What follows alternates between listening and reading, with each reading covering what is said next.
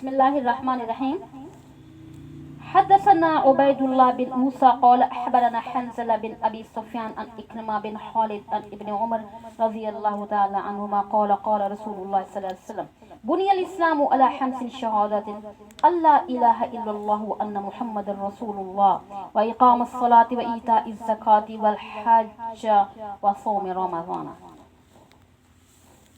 Ubaidullah بن موسیٰ نے ہم سے بیان کیا کہ انہیں حنزلہ بن ابی سفیان نے خبر دی اکرمہ بن خالد کے واسطے سے انہوں نے حضرت عبداللہ بن عمر سے روایت کی کہ رسول اللہ صلی اللہ علیہ وسلم نے فرمایا اسلام کی بنیاد 5 چیزوں پر ہے. اول اس بات کی شہادت دینا کہ اللہ کے سوا کوئی معبود نہیں اور یہ کہ محمد صلی اللہ علیہ وسلم اللہ کے رسول ہیں اور نماز پڑھنا اور زکوٰۃ دینا اور حج کرنا. نمبر 5 رمضان کے روزے رکھنا.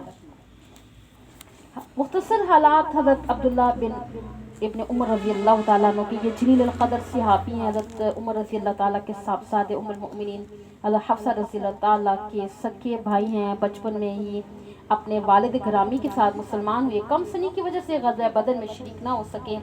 احد میں شرکت کے بارے میں بھی اختلاف ہے. البتہ غزوہ خندق اور اس کے بعد تمام غزوات میں شریک ہوئے. اتباع سنت میں بے مثال تھے اور حب رسول اور زہد فی دنیا کے اعتبار سے ان کی نظیر بہت کم تھی. آپ سے 2600 احادیث مروی ہیں جن میں سے 170 احادیث متفق علیہ ہیں. صرف بخاری شریف کی 81 احادیث آپ رضی اللہ تعالیٰ عنہ سے مروی ہیں اور سن 73 میں وفات ہوئی تھی. اب چلتے ہیں حدیث. اس حدیث پاک میں آپ صلی اللہ علیہ وسلم نے اسلام کو ایک خیمہ سے تشبیہ دی ہے. ایسا خیمہ جس میں ایک ستون درمیان میں ہو اور اس کے 4 کنارے ہوں. شہادت تو بمنزلہ ستون کے ہے اور 4 کنارے بمنزلہ اطناب کے ہیں اور اگر ان میں کوئی نہ رہے گا تو وہ جگہ ناقص رہے گی اور اگر ستون ہی گر جائے تو خیمہ باقی نہ رہے گا. بالکل اسی طرح اگر شہادت ہی نہ رہی تو ایمان ہی نہیں رہے گا.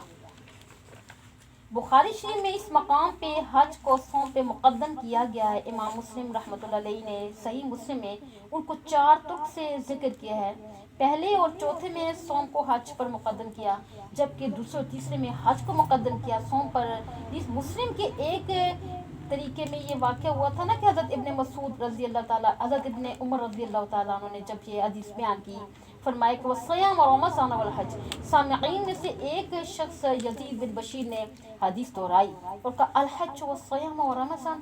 تو آپ رضی اللہ تعالیٰ نے فرمایا لا صیام رمضان والحج اہکذا سمعت عمر رسول اللہ صلی اللہ علیہ وسلم. کس سے معلوم ہونا کہ ابن عمر رضی اللہ تعالیٰ نے حضور صلی اللہ علیہ وسلم سے بتقدیم الصوم علی الحج سنا ہے.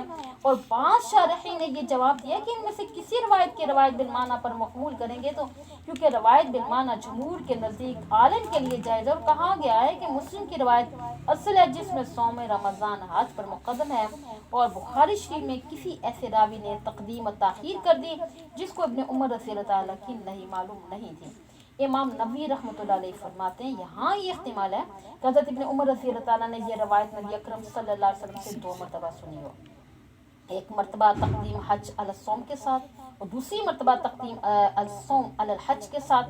انہوں نے مختلف اوقات میں ان دونوں طریقوں سے روایت سنی. تو جب اس آدمی نے لقمہ دیا تو حضرت ابن عمر رضی اللہ عنہ نے اس سے روکا کہ تم ایسی بات پہ کیوں لقمہ دیتے ہو کہ جس کا تمہیں صحیح معنی علم نہیں ہے کیونکہ میں نے حضور صلی اللہ علیہ وسلم سے اسی طرح بھی سنا ہے. تو جس طرح میں نے ابھی بیان کے واضح ہے کہ ابن عمر رضی اللہ تعالیٰ کی اس بیان میں دوسرے الفاظ کی نفی نہیں ہے. اور حافظ ابن حجر رحمۃ اللہ علیہ وسلم فرماتے ہیں کہ بخاری شریف کی حدیث روایت بالمعنی پر محمول ہے. تو راوی نے متعدد مجلس کی وجہ سے حضرت ابن عمر رضی اللہ تعالیٰ کے یعنی کہ رد کو نہیں سنا. مجلس میں حاضر تو ہوا لیکن بھول گیا.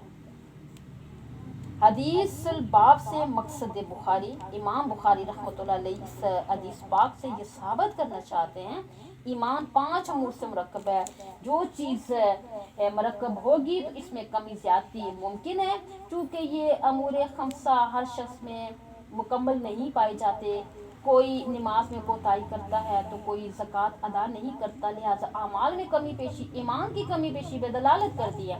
ہم کہتے ہیں کہ ہم ایمان کے مرکب ہونے اور اس میں کمی و زیادتی کے متعلق منکر نہیں بلکہ ہم بھی اس کو مانتے ہیں. البتہ ہم اعمال کو ایمان کامل کا جز جانتے ہیں. سمجھ گئی ہے نا. بات ہے امور الایمان ان چیزوں کا بیان جو ایمان میں داخل ہے. وقول اللہ تعالی لیس البر ان تولوا وجوهکم قبل المشرق والمغرب ولكن البر من آمن بالله الى قول المتقون قد افلح المؤمنون. الآیہ. اللہ تعالیٰ فرماتے ہیں نیکی یہ نہیں ہے کہ تم یعنی کہ پکارو یعنی مشرق و مغرب کی طرف منہ کر لو، بلکہ اصل نیکی کا کام تو وہ ہے کہ آدمی اللہ پر ایمان لائے. الآخر کرتی ہوں بے شک ایماندار کامیاب ہوں گے. تو وضاحت ترجمۃ الباب یہ ہے کہ امور الایمان میں اضافت کیسی ہے. نمبر 1 یہ ہے نا اضافت بیانیہ ہے یعنی وہ امور جو ایمان ہے. نمبر 2 کہ اضافت بمعنی فی یعنی کہ وہ امور جو ایمان میں داخل ہیں. نمبر 3 اضافت لامیہ یعنی لوازم ایمان.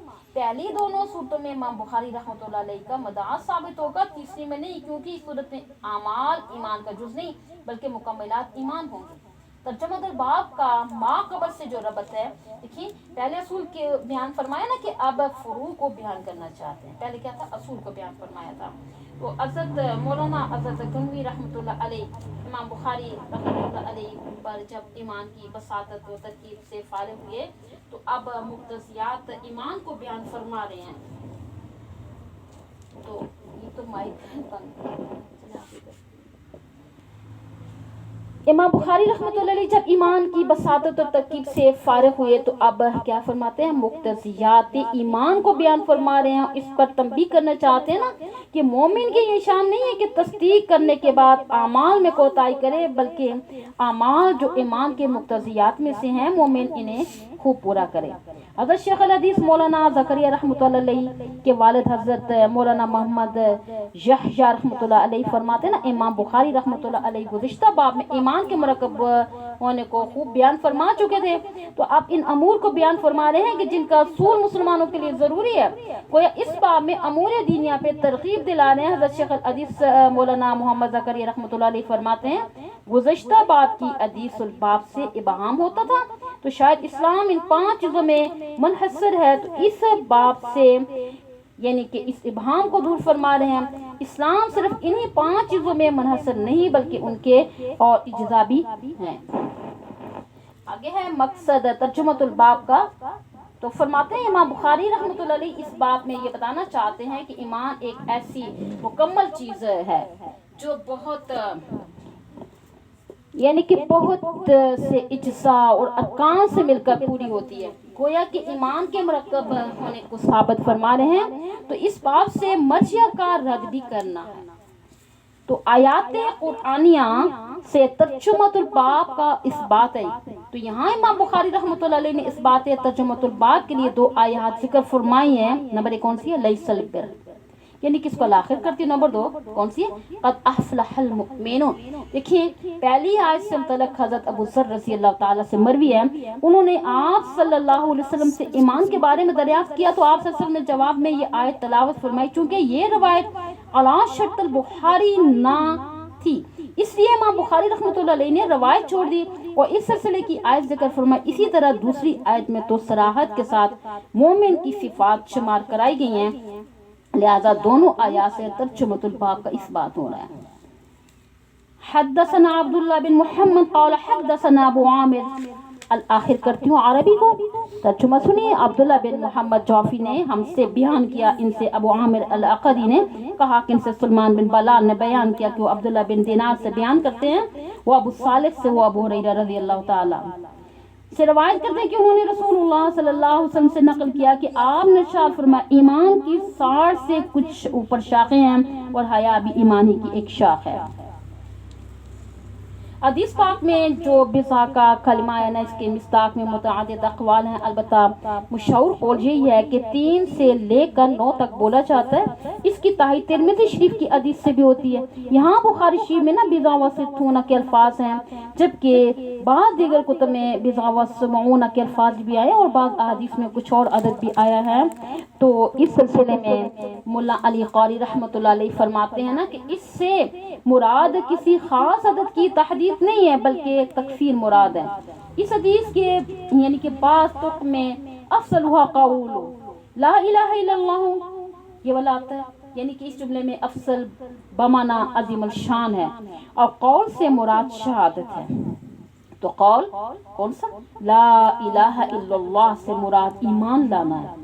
تو اماطۃ العصا ایمان کے شعبوں میں سے ہے، اور ایمان کا ہر شعبہ اعلیٰ ہوتا ہے، لیکن یہاں سے اس کو ادنا کیوں کہا گیا؟ اس کا جواب یہ دیا جاتا ہے کہ اماطۃ العصا اپنی جگہ اعلیٰ ہے، لیکن اس کو قول لا الہ الا اللہ کی بنسبت ادنا کہا گیا ہے. تو حضرات صوفیاء کرام فرماتے ہیں نا کہ یہاں ادنا سے مراد ردی نہیں ہے، کیا ہے، بلکہ یہاں ادنا اقرب کے معنی میں آتا ہے نا، اور اساس سے مراد نفس اور اس کی خواہشات ہے. اس کا مطلب یہ ہوگا نا کہ تزکیہ کے طریقے سے نفس کو ہٹا دینا، شہوات کو دبانا اقرب ایمان ہے. حیا کو ان یعنی کہ بضع و ستون کے شعبوں میں سے ایسی کون سی خصوصیت ہے کہ اس کو حدیث پاک سے مستقل بیان کیا گیا ہے؟ تو اس کا جواب یہ دیا گیا کہ حیا ایک ایسا شعبہ ہے کہ جس پہ بہت سارے شعبے مرتب ہوتے ہیں، بلکہ یہ حیا یعنی کہ ان کے وجود کا سبب بنتی حیا ہوگی تو انسان برے اعمال سے بچا رہے گا. تو ایمانی شعبے سب کے سب مکتسبات ہوتے ہیں، اس میں یعنی از قبیل اعمال ہیں، اور حیا ایک طبی چیز ہے. پھر اس کو ایمانی شعبوں میں کیوں شمار کیا گیا؟ اس کے 3 جواب دیے گئے ہیں. نمبر 1 کیا ہے؟ شارحین بخاری کہتے ہیں نا کہ حیا کی 3 قسمیں ہیں. ایک یہ ہے کہ حیا شرعی، نمبر 2 حیا عقلی، نمبر 3 حیا عرفی. اگر حیا کا سبب امر عقلی ہے تو حیا نہ کرنے میں اہل عقل کے نزدیک یہ آدمی ملامت کا مستحق ہوتا ہے، وہاں حیا عقلی ہوگی.